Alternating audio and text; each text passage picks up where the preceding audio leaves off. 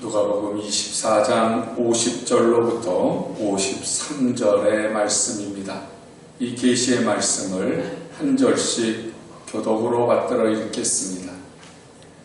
예수께서 그들을 데리고 베다니아까지 나가사 손을 들어 그들에게 축복하시더니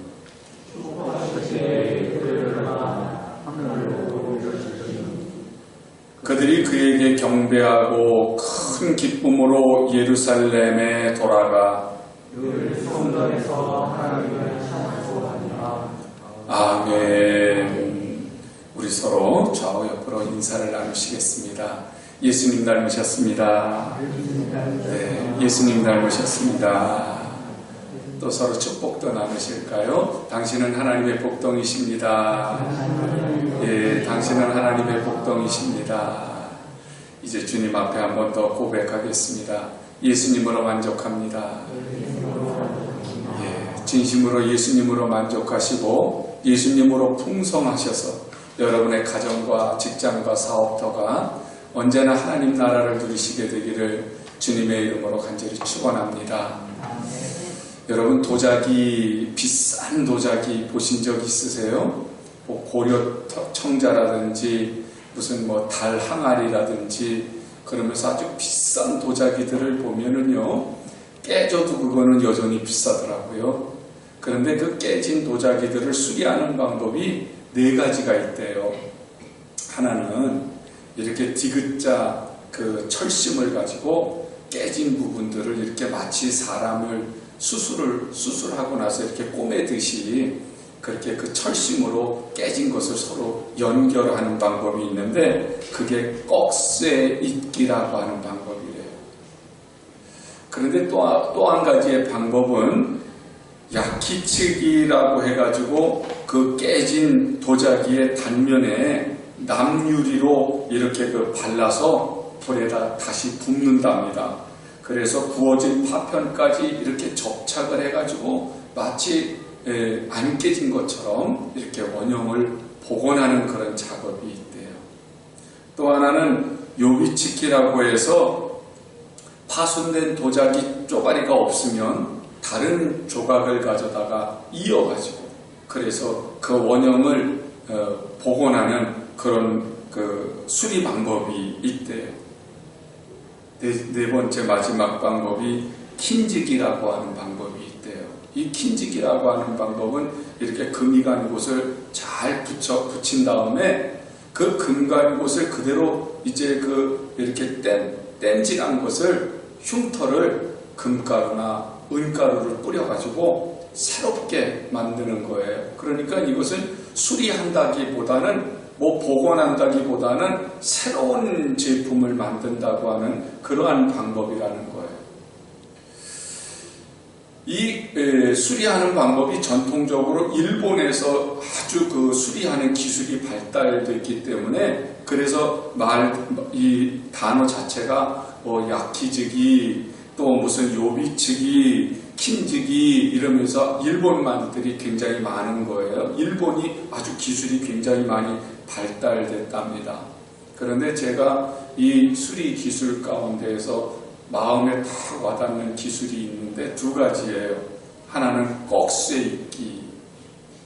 이렇게 갈라진 2개를 이렇게 디귿자 철심을 박아서 그냥 이렇게 붙이는 방법이죠. 이것이 좀 둔탁한 방법이기는 해도 원래는 깨졌던 겁니다. 그런데 이렇게 수리한 겁니다. 이렇게 이제 그 상처 그대로를 나타내는 모습이죠. 또 하나는 김치기라고 하는 방법이에요. 이 김치기는 말씀드린 것처럼 그 금간자리 그거를 이렇게 땜질을 하고 금가루, 은가루를 뿌려서 새로운 무늬를 만들어내는 모습이죠. 왜 이것이 제 마음에 들어왔느냐? 예수님께서 하나님과 우리 사이가 깨진 것, 그거를 복원하는 것이 이 2가지 방법이셨던 것 같아요. 아담과 하와가 하나님께 불순종함으로 인해서 하나님과 우리 사이가 깨져버렸어요. 그래서 완전히 사람의 모습, 그것은 하나님의 형상대로 지으심을 받은 존귀한 존재였었는데 하나님과의 관계가 끊어짐으로 말미암아서 사망과 죽음으로 완전히 고장나 버렸죠. 깨져 버렸죠. 부서져 버렸어요. 그런데 주님께서 오셔서 십자가로 당신의 양손에 그리고 양발에 못을 박으심으로 말미암아서 이 꺽쇠 디귿자 형태의 그 못을 마치 깨진 도자기 양쪽에 걸어서 이것을 수리하시는 것처럼 하나님과 우리 사이를 이렇게 붙여 놓으시는 것을 보아요. 그리고는 이 흉터가 그냥 흉터로 남아있는 것이 아니라 오히려 더 아름답게 하시기 위해서 그 깨진 자리에 금가루, 은가루와 같은 우리의 믿음을 더하셔서 더 아름답고 더 빛나는 모습으로 우리를 창조해 놓으셨어요. 그러니까 우리는 원래 깨져서 버릴 수밖에 없는 존재인데 주님은 버리시는 것이 아니라 그 타락하고 죽을 수밖에 없는 그 죄인들을 다시 거두어 들이셔서 당신의 흔적을 남기시는 겁니다. 하나님과 우리를 붙이신 그 십자가의 흔적, 그로 말미암아 우리가 여전히 나는 죄인이었었는데 주님이 나를 구원하셨다고 하는 그 은혜를 잊지 않도록 십자가의 흔적을 우리에게 남겨주셨어요. 그리고는 그 위에 금으로 된 그리고 은으로 된 가루를 뿌려 놓으시는 것처럼 우리에게 믿음을 주시고 성령을 주셔서 오히려 우리가 하나님의 자녀라고 하는 삶의 가치관을 가지고 우리의 인생에 있어서 주님으로 풍성하고 주님으로 만족하고 내가 살아가는 그 이유가 이제는 세상에서 먹고 마시고 자녀를 키우는 것으로 그냥 왔다 그냥 가는 그런 존재가 아니라 하나님의 영광스러운 존재, 하나님의 형상을 닮은 존재, 하나님께 예배하는 존재로 삼아놓으신 거죠.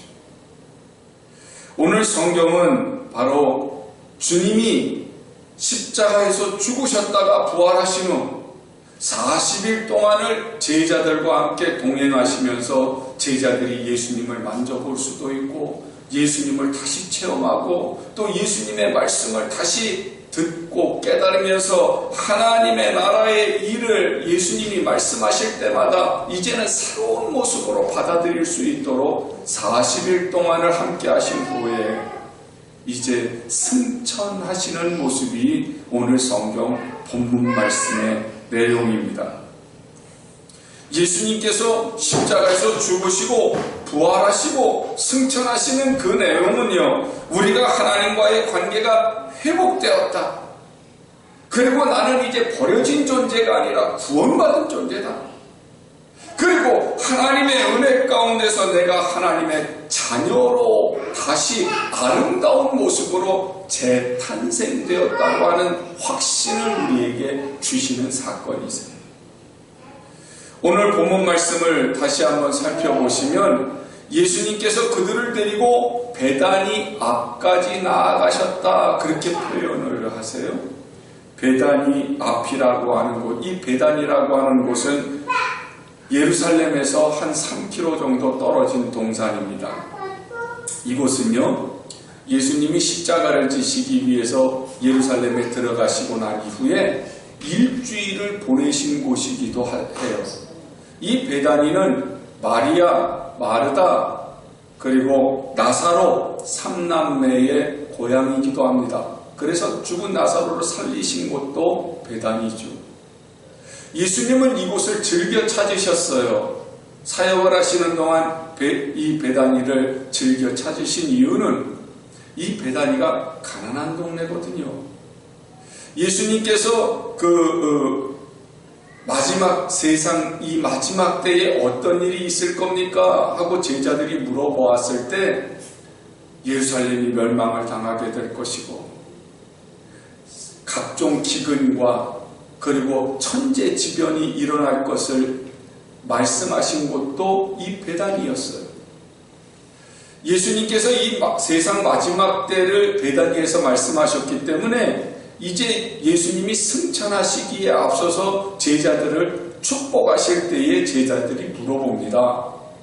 예수님, 이 이스라엘을 회복하실 때가 지금입니까? 왜냐하면 너무나도 영광스러운 자리니까 말이죠. 그때 예수님이 대답하시죠. 아니, 그날과 그 시는 너희들이 할 바가 아니야. 나도 할 수 없어. 그날과 그 시는 아버지의 권한에 있느니라. 그러나 너희들이 이제는 땅끝까지 증인의 사명을 다해라. 그러면서 마지막 부탁을 하신 자리가 이 베다니입니다. 예수님께서 왜 베다니를 이렇게 선택을 하셔서 자주 들르시고 베다니를 이렇게 좋아하셨을까? 저 나름대로 생각을 해보니까 아마 이 베다니라고 하는 이름 때문일 수도 있겠어요. 이 베다니라고 하는 이름이 가난의 집, 고통의 집이라고 하는 뜻이거든요. 그래서 예수님이 오시기 전부터 이 베다니에는 문둥병자들과 각종 병든 사람들이 모여서 살았던 동네예요. 그러니까 예수님께서 사역하실 때도 이 고통받는 사람들이 이곳에 몰려 있으니까 오셔서 고쳐주시기도 하죠. 가난한 사람들에게 주님의 복음을 증거하시기도 하셨어요. 그런데 마지막 때까지도 예수님은 이 베다니에서 승천하시거든요. 베다니 그곳은 바로 감람산입니다. 자그마한 감람산. 그곳에 지금 예수님께서 제자들과 그들을 데리고 그렇게 말씀하시는데 사도 바울의 그 말에 의하면 500명 이상이 모였던 자리. 그러니까 예수님의 승천을 목격한 사람들은 500명이 넘어요. 그 사람들이 모여서 예수님께서 마지막 축복하시고 그들에게 말씀을 전하시고 승천하실 때 그들이 경배하고 하나님께 찬송했던 그 모습을 우리들이 상상해 볼 수 있거든요. 그런데 예수님께서 이렇게 마지막 승천하실 때까지도 베다니를 선택하신 이유가 뭘까? 그것은 바로 가난한 사람들, 병든 사람들에게 하늘의 소망을 주시기 위해서 그러시지 않으셨을까? 그것이 제 생각이에요. 여러분은 어떠세요? 제 생각에 동의하세요? 아마 그 이름이, 그 베다니라고 하는 이름이 이 어두운 세상, 소망이 없는 세상, 병든 사람들이 많고 가난한 사람들로 얼룩진 이 세상, 이 세상에 주님이 마치 깨진 도자기를 회복시켜서 수리하시는 것처럼 이 세상을 회복시키시고 수리하시려고 하는 그 모습 그대로가 아닌가 하는 그 마음이 오늘 본문 말씀을 보면서 들어오게 돼요. 어쨌든 예수님께서 그들을 데리고 베다니아 감람산에 모이셨습니다. 그리고는 그들을 축복하시고 하늘에 승천하시는 모습이 오늘 성경에 그려져 있죠. 그러면 주님께서 그 승천하시는 그 모습을 본 사람들이 오늘 성경에 보니까 얼마나 크게 기뻐했는지, 예루살렘으로 들어가면서 하나님을 찬송하는데 그 예루살렘 성이 기쁨의 성으로 바뀌어질 수 있을 정도로 찬송을 했다는 겁니다. 그저께인가요? 그저께인가요? 누리호를 발사했잖아요. 사람들이 그것을 보기 위해서 구름들처럼 몰려들었어요. 텔레비전도 그 누리호 발사하는 것을 방송을 했죠. 그 누리호가 카운트다운을 하고 팍 발사가 돼서 하늘로 올라가면서 이제는 그 불꽃이 보이지 않을 정도까지 사람들은 하늘을 쳐다보고 있죠. 그 누리호가 올라갈 때 사람들은 박수를 치면서 기뻐합니다. 어떤 사람들은 감격합니다. 그리고 어떤 사람들은 우리도 우주를 이제는 정복할 수 있어. 로켓을 쏘아올린, 우주선을 쏘아올린 세계 7번째 나라가 됐다고 자부심을 갖고요. 나도 이제 과학자가 되겠다고 아이들이 막 자랑스럽게 인터뷰를 하는 내용들을 여러분들도 다 보셨을 거예요. 우주선 하나, 로켓 하나 쏘아 올렸는데도 사람들이 기뻐하고 감격을 해요. 그런데 예수님이 승천하시는 모습을 봐요. 500여 명이 모여서 예수님이 하늘로 승천하시는 모습을 보았다고요. 그들의 기쁨은 얼마나 컸을까요? 그들의 감격은 얼마나 놀라웠을까요? 그들은 어떤 소망을 갖게 되었을까요? 예수님의 승천하는 그 모습을 본 이 사람들은 놀라운 기쁨에 사로잡혔을 겁니다. 왜냐하면 그동안에는 자기들이 찬송하고 예배하는 것이 그냥 막연하게 하나님께 예배하는 거야. 하나님이 들으시겠지. 하나님이 우리의 예배를 받으시겠지. 그냥 막연했을 거예요. 그런데 예수님이 승천하시는 모습을 보고는 무슨 생각을 했을까요? 과연 예수님이 하나님이셨어. 우리는 하나님을 보았어. 그분이 과연 육신을 입고 오셨어. 그리고 우리와 함께 계셨다가 우리를 위해서 십자가를 지시고 우리 때문에 부활하시고 그리고 지금 하늘로 올라가셨어. 여러분, 그 놀라운 광경을 본 이 성도들은요, 정말 가슴이 벅차올랐을 거예요. 견딜 수가 없었을 거예요. 내 예배를 하나님이 받으시는구나. 나는 하나님이 그냥 막연하게 계신 줄 알았더니 그분이 우리와 함께 하셨고 지금 우리 눈앞에서 하늘로 올라가셨고 내 예배를 받으시는 거예요. 얼마나 기뻐서 얼마나 놀라워서 찬송을 불렀을까요? 그뿐이겠어요? 이들에게는 소망이 생겼을 겁니다. 하나님 나라가 있네. 그죠?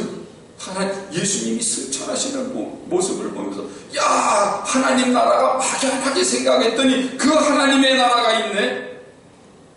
내가 구원받았다고 주님이 나한테 영생을 주셨다고 그렇게 말씀하셔서 그 영생이 무엇인지 내가 정말 영원히 사는 건지 그게 잘 이해도 안 됐는데 이제 주님이 승천하시는 모습을 보니 내가 구원받은 게 확실하네. 나는 영원히 살 수 있는 것이 확실하네. 얼마나 가슴이 벅찼겠느냐. 얼마나 기뻤겠느냐고요. 그러니까 이 사람들에게는 지금 몸 아픈 거는 아무것도 아니에요. 가난한 거요? 아무것도 아니에요. 출세하는 거요? 성공하는 거요? 부자 되는 거요? 그게 눈에 들어오겠어요? 아니, 누리호만 봐도 사람들이 감격을 해가지고 감동을 하고 기쁨에 차 있는데 부활하시고 승천하신 예수님을 바라본 이 제자들에게 세상 것이 그 마음에 들어오겠느냐. 이 성도들과 제자들에게는 하나님 나라에 대한 가치관이 커지기 시작합니다. 위의 것에 대한 소망이 있고요. 그리고 나 같은 것이 그냥 이 가난에 쪄들리고 그냥 병마에 시달리는 내 인생이 이제는 거기서 끝날 존재가 아니라고 하는 자기의 가치관이 높아지기 시작을 합니다. 나는 이렇게 그냥 왔다가 사라지는 그런 존재가 아니야. 하나님이 이사야 43장 21절에서 내 백성은 내가 나를 위하여 지었나니 나의 찬송을 부르게 하려 함이라 말씀하신 그대로 나는 하나님의 영광을 위해서 하나님의 찬송을 부르기 위해서 지어진 존재야. 자기의 위치를 확인하는 모습이죠. 그뿐만 아닙니다. 사도행전 1장에서 이 승천할 때에 이 500여 명이 하늘을 쳐다보고 멍하니 감격스러워하고 있을 때 천사들이 이런 얘기를 합니다. 올라가실 때에 제자들이 자세히 하늘을 쳐다보고 있는데 흰옷 입은 두 사람이 그들 곁에 서서 이르되 갈릴리 사람들아 어찌하여 서서 하늘을 쳐다보느냐. 너희 가운데서 하늘로 올려지신 이 예수는 하늘로 가심을 본 그대로 오시리라 하였느니.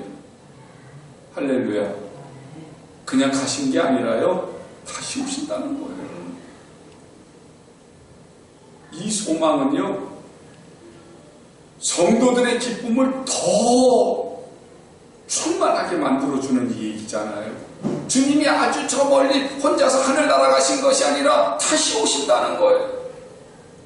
예수님이 승천하실 때는 지금 두 천사가 그리고 500여 명의 성도들의 찬송을 받으시면서 승천하셨지만 오실 때에는요, 천군 천사를 동원하시고요, 주님 안에서 죽었던 사람들, 그 부활한 성도들을 데리고 재림하신다고요.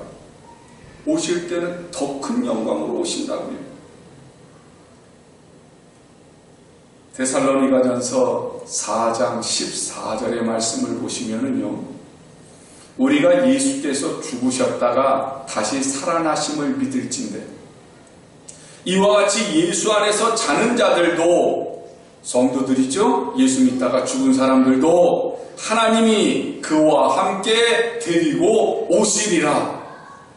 할렐루야. 예수님이 승천하실 때는 500명밖에 보지 못했지만 재림하실 땐 전 세계가 볼 거예요. 예수님의 영광이 우리의 삶의 가치를 높여주신 것처럼 이제 예수님의 재림은요, 우리들이 하나님 앞에서 받을 상급과 면류관이 얼마나 크고 놀랍다는 사실을 증명해 주실 거예요. 여러분, 오늘 우리들이 주님의 승천을 생각하면서 말이죠, 내가 지금 살고 있는 모습, 내가 하고 있는 이 신앙생활이 헛것이 아니라는 생각, 그리고 그 믿음을 확실하게 잡으시게 되기를 원합니다. 예수님은 승천하기에 앞서서 제자들을 축복하셨어요. 그런데 그 축복 내용은 지금 누가복음에 기록되어 있지 않죠? 그런데 이 축복 내용이 전체가 어떤 내용인지는 모르겠지만 마태복음에 일부 기록되어 있고 사도행전에 일부 기록되어져 있어요. 마태복음 28장 18절에는 이렇게 기록되어져 있어요. 예수께서 나와 말씀하여 이르시되 하늘과 땅의 모든 권세를 내게 주셨으니 그러므로 너희는 가서 모든 민족을 제자로 삼아 아버지와 아들과 성령의 이름으로 세례를 베풀고 내가 너희에게 분부한 모든 것을 가르쳐 지키게 하라. 볼지어다 내가 세상 끝날까지 너희와 항상 함께 있으리라. 그렇게 말씀을 하시거든요. 주님이 축복하실 때에 너희는 가서 모든 민족으로 제자를 삼아라. 그 말은 너희들이 보고 듣고 너희들이 체험한 모든 것들을 세상 민족들에게 가서 알려주어라. 자랑해라. 누리호가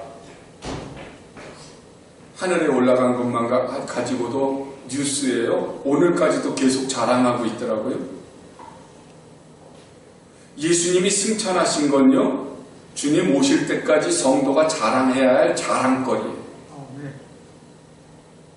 성도들은요, 주님께서 나를 위해서 죽으시고 나를 위해서 부활하셨고 나를 하나님의 자녀로 삼으셨고 나를 데리러 승천하신 주님이 오실 거라고 하는 것, 이 믿음이 변하지 않고 끝까지 지켜져야 되거든요. 이것을 일부러 땅끝까지 복음을 증거하고 선교사님이 되고 저처럼 목사가 되어야만 증거하는 것이 아니고요, 하나님이 나를 구원하신 이야기, 하나님이 나와 함께 하시는 이야기를 내 주변 사람들에게 이야기하는 것. 내가 예수 믿기 이전에 버림받았어야 할 존재인데, 그런데 그 버림받았던 존재를 주님이 나를 다시 붙드셔서 하나님과 연결해 주시기 위해서 십자가를 지신 이야기, 내가 예수 믿고 하나님의 자녀가 된 이야기, 내가 하늘의 소망을 가지고 있는 삶을 살고 있는 이 이야기를 그냥 자랑하는 겁니다. 그게 증인이에요. 이 증거를 언제까지요? 내가 죽을 때까지, 내가 숨쉬고 있는 그 때까지 그냥 하나님께는 찬송으로, 주님께 영광을 돌리는 그 예배로, 그리고 사람들에게는 내가 겪은 예수의 이야기, 그리고 나와 함께 하시는 예수님을 전하는 이야기, 이것이 다 증인이 되는 이야기. 그래서 사도행전 1장 8절에 이런 말씀을 하죠. 오직 성령이 너희에게 임하시고 너희가 권능을 받고 예루살렘과 온 유대와 사마리아와 땅끝까지 이르러 내 증인이 되리라 하십니다. 여러분, 제자들과 성도들은요, 예수님이 승천하시기는 했지만, 그러나 그분은 승천하셔서 하늘에만 계시는 것이 아니라 여전히 우리와 함께 하시다고 하는 것, 여전히 나와 함께 하신다고 하는 그 사실에 확신을 갖게 돼요. 왜냐하면 주님이 세상 끝날까지 너희와 함께 있겠다 약속하셨고, 열흘 뒤에 보내주신 분이 바로 성령이시거든요. 그 성령이 오시기까지 제자들이 그 500명 중에서 120명이 마가의 다락방에 모여서 기도를 했지요. 그리고는 그 120명이 성령으로 충만함을 입게 되고, 그들이 이제는 예수님이 우리를 떠나시는 것이 아니라 그분이 우리와 함께 하시는구나, 그 확신을 갖게 되는데, 성령께서 오셔서 그 마음에 확신을 주시고, 그 성령께서 그 마음에 담대함도 주시고, 그 성령께서 그 마음에 불꽃으로 생명이 일어나게 하시는 것을 그들이 체험하게 된 거예요. 여러분, 성도들이 내가 예수님을 자랑하는데 그 자랑하는 성도들이 두세 사람이 모이면 그것이 곧 뭐가 되냐면 교회거든요. 그러니까 우리들이 이렇게 모이는 것은요, 예수님을 자랑하는 사람들이 모인 거예요. 그래서 예수님을 또 다른 사람이 체험하게 하고, 또 다른 사람이 예수님을 만나게 하고, 또 다른 사람이 예수님을 만나서 인생의 변화를 누릴 수 있어야 되거든요. 가끔은 가짜들도 있죠. 마치 도자기를 이렇게 붙여놨는데 설 붙여놔서 건드리기만 하면 우수수수 깨진 대로 그냥 무너지는 그런 모습처럼, 마치 예수님을 믿어서 변화된 것 같은데 시험이 오거나 환난이 오거나 견디기 힘든 어려운 일들이 왔을 때 그냥 훅 무너지는 가짜들도 있죠.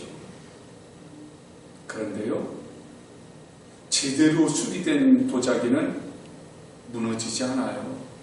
부서지지 않아요. 오히려 더 단단해져요. 하나님의 은혜 가운데서 제대로 믿음을 가진 사람들은요, 흔들리지 않아요. 그래서 사도 바울은 뭐라고 얘기를 하냐면, 예수님이 교회의 머리가 되셨다, 그런 표현을 해요. 두세 사람이 모여서 예수님을 자랑하는 곳에 주님이 오셔서 그들과 함께 하시면서 교회의 머리가 되셨다고 하는 이야기는 우리를 예수님의 몸 지체로 삼으셨다는 표현이죠. 에베소서 1장 22절과 23절에서 사도 바울은 또 만물을 그의 발 아래 복종하게 하시고 그를 만물 위에 교회의 머리로 삼으셨느니라. 교회는 그의 몸이니 만물 안에서 만물을 충만하게 하시는 이의 충만함이니라. 그렇게 말씀을 하거든요. 여러분 한번 생각해 보세요. 교회가 왜 영광스러워요? 하나님을 자랑하는 사람들, 예수님을 자랑하는 사람들의 모임이 왜 영광스러워요? 예수님의 몸이기 때문에. 그런데 그 몸의 일부분이 누구예요? 나예요. 예수님을 자랑하는 나예요. 그러니까 지금까지는 나는 죄인이야, 나는 벌 받아서 그런가 봐, 나는 왜 이렇게 인생이 힘들고 어려운 거야, 나는 왜 이렇게 가치가 없는 거야, 나는 그냥 이렇게 왔다가 이렇게 가는 그냥 그런 존재인가 봐. 우리는 죄에서 살 때는 그럴 수밖에 없었어요. 그러나 이제는 주님을 믿고 난 이후에는요, 주님은 뭐라고 얘기하세요? 너는 나야.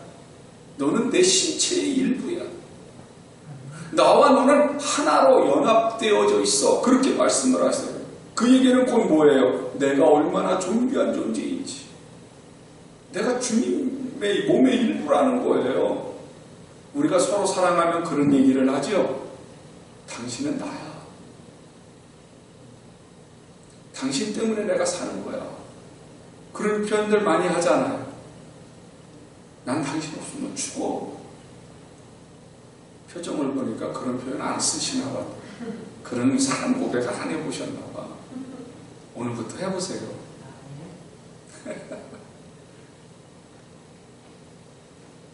막 그냥 등허리에 벌레가 기어가는 것처럼 막 간질간질 하십니까? 근데 주님은 우리한테 그런 표현을 쓰시거든. 너는 나야. 교회의 머리라고 하는 얘기는 너는 내 신체의 일부야. 내 지체야. 네가 살아가는 것이 곧 내가 살아가는 것이고, 네가 행하는 것이 곧 내가 행하는 것이야. 주님이 그런 표현을 쓰시는 거예요. 그러면 나의 가치는 얼마나 대단해요? 나의 존귀함이 얼마나 대단한 거냐고요. 내가 주님의 영광스러운 몸이라고, 내가 주님의 그 고귀하신 삶 가운데 일부분을 차지하고 있다고. 그러니 나는 이제는 가치 없는 존재가 아니라 하나님의 영광을 위해서 사는 존재, 주님을 찬송하며 사는 예배자, 예수님을 자랑하는 증인, 그 모습으로 살아야 된다고 하는 사명감이 내 속에서 불타오르지 않겠습니까? 이것은 마치 꼭새로 깨진 나와 하나님을 붙여서 수리를 하신 후에 마치 내 죄가 없다 그렇게 지워버리시는 게 아니라, 나는 연약한 존재, 부족한 존재지만 하나님과 나를 붙인 그 자리가 금빛, 은빛가루를 뿌려놓은 것처럼 너의 믿음으로, 너의 열심으로 내가 세상에서 가장 빛나는 존재로 예수님의 빛을 비추어주는 그러한 존재가 된 거야 하고 말씀하시는 것과 같아요. 그러니 흠 많고 티 많고 여전히 깨지고 여전히 볼품없는 내 존재가 주님과 연합되어져 있음으로 말미암아 주님의 빛을 발하니까요, 내 깨진 모습은 보이질 않는 거예요. 그래서 예수 믿는 성도들의 삶은요, 주님만 나타나는 거예요. 주님의 향기가 나타나고 주님의 빛이 비추어지니까요, 내 허물은 다 사라져야 되죠. 그래서 주님의 손을 놓는 순간 우리의 흉과 허물은 그대로 드러나게 되어 있습니다. 그러니 가짜들은요, 주님의 영광빛이 없으면 그냥 드러나는 거예요. 그 본색이 다 드러나는 거예요. 그래서 우리는 죽을 때까지 주님을 놓으면 안 돼. 내 흉과 내 허물은 주님의 빛으로 다 가리워져 있는 사람들이거든요. 예수님의 승천을 본 제자들이 얼마나 이 사실을 알고 기뻤겠어요. 춤을 추면서 하나님을 찬송하지 않았겠어요. 그들이 예루살렘으로 들어갔을 때 예루살렘이 온통 기쁨의 성으로 바뀌지 않았습니까? 그러면 그 감격이 오늘 우리들에게도 있어야 될 줄로 믿습니다. 성령께서 우리 안에 오셔서 우리에게 뭐라고 말씀하시냐면, 내가 그런 구원을 받은 사람이야. 내가 예수님의 지체로 사는 사람이야. 성령은 우리에게 여전히 가르쳐 주시고 확신을 주세요. 예수님의 승천을 목격을 하고요, 성령 충만함을 받은 사람들은요, 완전히 180도 달라졌죠. 그들은 예루살렘으로 시작을 해서 온 유대와 사마리아와 땅끝으로 퍼져서 주님의 복음을 증거하기 시작합니다. 수많은 핍박이 있었습니다. 많은 사람들이 붙들려서 때로는 산채로 가죽을 벗겨서 죽임을 당하기도 하고, 사나운 짐승의 밥이 되기도 하고요. 원형 경기장 안에서 사자들의 밥이 되는 모습을 그 로마인들이 기독교인들을 탄압할 때 쓰기도 하고요. 때로는 산채로 말입니다. 사람에게 불을 붙여서 밤에 횃불처럼 사용하기도 했어요. 그럼에도 불구하고 어느 누구도 예수님을 부인하지 않습니다. 어째서요? 부활하신 예수님, 승천하신 예수님, 그분이 나의 예수님이시거든요. 그리고 나는 지금 그분의 일부분이 되어서 내 엉망진창의 인생이 하나님과 연합함으로 말미암아 지금 존귀한 존재가 되고 고귀한 존재가 되었기 때문에 세상을 비추는 빛으로서의 삶을 사니까 이 세상의 고통이나 이 세상의 절망감이나 이 세상의 모든 것들은 가치가 없거든요. 오직 하늘의 소망을 두고 우리 주님께서 재림하실 때 그 재림에 참여하는 사람으로서 그 소망을 가지고 그들은 기꺼이 목숨을 바칩니다. 여러분, 그 믿음을 지금 우리에게 물려준 거예요. 우리가 성령 충만 받으면 말이죠. 내가 성령 충만 받아서 내 안에서 예수 그리스도의 생명이 차고 넘치는 사람은 주님을 자랑하고 싶어서 가슴이 뜨거워지는 사람이에요. 예배를 드리고 싶어서 내가 살고 있는 곳곳에서 기쁨의 성을 만드는 사람이에요.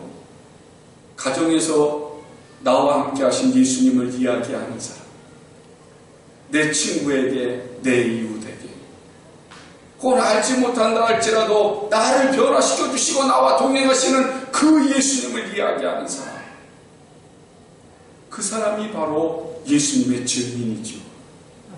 성도는 어디서 무엇을 하든지 기쁨의 찬송을 불러야 합니다. 구원받은 기쁨, 주님과 동행하는 기쁨, 하늘나라의 소망을 둔 기쁨, 그 기쁨의 소리가 끊어지지 말아야 돼요. 그래서 우리들이 살고 있는 가정이나 직장이나 사업터나 학교나 어디서든지 말이죠, 기쁨의 성을 만들어야 돼요. 세상은 기쁨의 성을 만들기 위해서 죄를 동원합니다. 마약을 동원하고 타락을 동원하고 쾌락을 동원하잖아요. 그리고는 사람들에게 기쁨을 준다고 그래요. 그런데 그 기쁨의 끝은 어디예요? 사망이잖아요. 그러나 성도는요, 하늘의 기쁨, 부활의 기쁨, 예배의 기쁨, 생명의 기쁨을 전하는 사람들이에요. 그 끝은 어디예요? 천국이잖아요. 여러분, 이제 우리가 이 성령 강림주일 다시 우리의 심령 가운데 성령 충만함을 받아서요, 하나님이 주시는 참 기쁨을 회복하실 수 있게 되기를 원합니다. 그래서 우리가 가는 곳마다 하는 일마다 주님의 기쁨을 전하시고요, 우리가 기쁨 속에서 살아가시면서 이 험악한 세상 주님 오시는 그날까지, 승리의 노래를 부르는 그날까지 우리의 믿음을 지키시고 내가 가는 곳마다 기쁨의 성으로 만드셔서 하나님 앞에 잘했다 칭찬받고 면류관 받으시는 주님의 증인들이 되시기를 예수님의 이름으로 간절히 축원합니다. 아멘.